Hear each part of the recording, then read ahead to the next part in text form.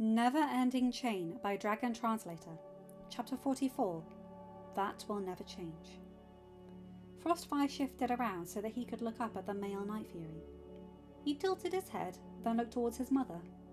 Gyda, for her part, was staring at the Night Furies as well, but she was frowning. The male looked between Frostfire and Gyda. Gyda took a deep breath. "My father was bonded to a Night Fury," she said. "His name was Ombra. I always called him Uncle as I grew up, since he had always been around. My children considered him their uncle as well." She paused and smiled sadly. A portrait was taken once I was a baby, a hatchling. Ombra was lying down, and Dad laid me down across Ombra's forelegs. They say I slapped Ombra when he sniffed me, and at his whimper, I curled into him and began babbling and petting him. "That still does not explain how he knew this teaching," the male Night Fury said. "It was something Father said was passed to him, and he had to pass it down to his hatchlings." He tossed his head towards his mate and the other female. "Their nest did not have the same teaching." Gyda hummed. She looked towards Hiccup and lifted an eyebrow. He frowned at her, not quite sure what she was thinking. He was still reeling from the knowledge Gyda knew his fear, and it seemed like no one really cared that his soul housed this power. At least none around when Gyda voiced her statement, and Frost even sought to teach him something while repeatedly calling him Alpha. "Brother," Toothless began, surprising Hiccup with a term of endearment. "I think she's asking if we should tell them about her." Hiccup blinked. He stared at Gyda. "Why are you asking me?" Gyda frowned. Then she sighed. "Hiccup, you are still my liege lord. That has not changed. You are still the heir to Burke. That has not changed. You are still the alpha of this dragon nest. That will never change," Toothless stated for Gyda. "Until you die, which will be a long time from now. Then your eldest offspring will assume the role." Hiccup shifted so he could look at Toothless. "But..." Toothless sighed, nudging Hiccup gently. "Brother, we acknowledged you as our alpha. This power you hold isn't going to stop us from following you. We actually knew about it before you did. It didn't stop us from bowing to you." "You knew?" Hiccup questioned, surprised. "Yes." "But it forces dragons to obey when they don't want to. It makes you freeze. I had to tell those dragons just now that they could move." "But it didn't freeze me," the other female Night Fury said. "I wanted to help you. I felt compelled to help you, but I knew I could refuse, and nothing would attack me for that refusal." "I felt the same," Toothless's sister-in-law said. "As did I," the male Night Fury said. "Only those who have bowed to you will be affected by this power you hold," Meatlug said, walking up to Shadowfire's tail. Boulder and Fishlegs followed her. Shadowfire lifted his tail. Fishlegs, at Meatlug's urging, walked under and sat down beside Gyda. Shadowfire held up his tail, but the Gronkles shook their heads. Shadowfire lowered his tail. The Gronkles sat down, but where they could still see over the tail. "Huh? Why would it matter that they bowed to me?" Hiccup asked. "Because we declared you our alpha," Boulder said. "We have given you authority over us by bowing to you. Something that happened before this power you hold ever showed itself." "But it's not right. I shouldn't force you. You were all forced enough by that fallen queen." Iggy and Buttercup hopped off Shadowfire's back. They moved around to join Frostfire by Hiccup's knee. Both sat down and stared up at Hiccup. "Do you remember the day I came to fetch you because that female youngling woke up?" Iggy asked. Hiccup frowned. "Yes." "Do you remember the story I told you of my old flock leader?" "Yes." "You have never once acted like him. Given he thought he could act like that monster in the fog, I know you have never acted like her. You gave me a choice to touch you that day. You held your paw out, and I could have bitten it off before you could have blinked. But you still allowed me to choose if I placed my muzzle in your paw or not. You have given every dragon that same option. I knew then I could have left this nest, and you would only have regretted that I did not find a home here. You would have not shackled my wings. You even promised me that no one would bind me. I knew then that you were worthy of obeying. Myself and many other tiny fangs love to stay in the wooden branches your kind have placed in your meeting cabin, Buttercup said. Every time I see your kind meet there, I have seen your father speak and other humans jump to obey him.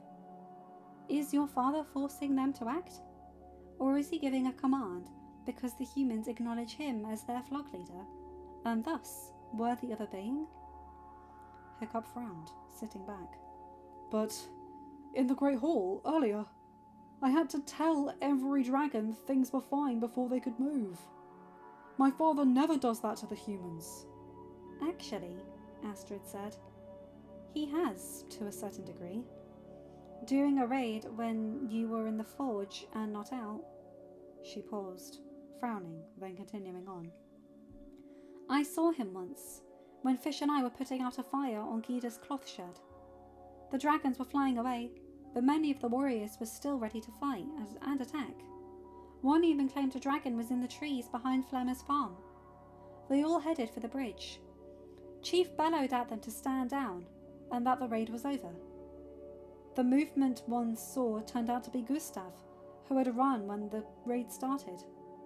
I don't know what would have happened if your father had not shouted that all clear, and those warriors obeyed him. I now worry they would not have seen Gustav due to the shadows, and would have attacked first and asked questions later. Hiccup stared at her. He remembered that raid. Gobber had been overrun with repair orders, as it had lasted quite long. Hiccup had remained in, helping his mentor and friend. That had actually sparked him creating the mangler. He thought if they could shoot the dragons out of the sky at a faster rate than humans simply throwing bowlers, the dragons would see Berg as more trouble than it was worth and reduce the attacks upon it. Or at least abbreviate the length. You still seem hurt by the knowledge of this power you hold, the male Night Fury said, pulling Hiccup's attention. I see, and understand why my brother saw fit to bow to you. You are a lot like our father in temperament, which is why I know will make you an honourable leader of this nest. What I still fail to understand is how the tiny ice spitter, who apparently did not come from my nest, knows a teaching my father said was for flock only. And I still don't understand what my brother means by his comment about the mage. What could you tell me about her that requires her to seek your Alpha's okay before speaking? Brother, I know we can trust him, Toothless said. And for a moment, Hiccup was unsure if the dragon was speaking to the Night Fury or to himself. The comment following the term of endearment proved who, and Hiccup looked over his shoulder. And since the other two are with him, Toothless continued, I know we can trust them. Will you let me tell them so they can understand? Hiccup looked around, noting every dragon and human he could not see, did not seem disturbed by the power he showed. Those who lived in the nest seemed to know about it before he had, and still bowed to him. Toothless still called him brother, and both he and Gida still sought his okay over the secret his father had ordered kept secret. Hiccup sighed, feeling the thing within him stir. He still kept it down, not sure he could trust it now, but nodded his head to Toothless. Toothless cooed, and then turned to the other Night Furies, and began to speak in the old tongue. When he was finished, the male Night Fury snorted and shook his head. His mate stared at Gida with her jaw dropped open. The other female lowered her head, rubbing it with a foreleg as if to ward off a headache. Oh, my father would love to meet all of you, the male Night Fury said. He always said something like this could happen, and no one, Not even our mother believed him. The elders of the nest didn't believe him. Maybe. Hiccup began slowly, still not sure he deserved the right to make this call, but realising that the others would not step over what they believed was his authority. One day, we can visit. I'm sure they would like to see Toothless more than the rest of us. He sat up. But first, we still have to get rid of those speed stingers. He looked down at the Nada siblings.